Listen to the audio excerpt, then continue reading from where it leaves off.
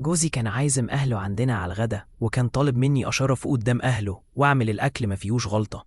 عيب تشوف اسم سيدنا محمد قدامك وما تعملش إعجاب ولا حتى تصلي عليه في التعليقات. والنهاردة فنزلت اشتريت كل الحاجات اللي هحتاجها، ورجعت فضلت واقفة على رجلية أعمل الأكل.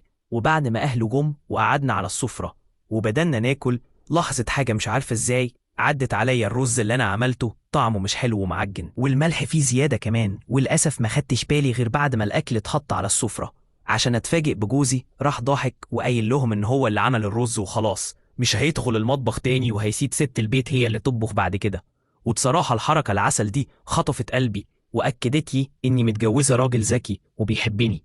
الموقف التاني، واحدة بتقول النهاردة لقيت جوزي جاي بيقولي يا لو أعرف أنت بتجيبي الحلاوة دي منين.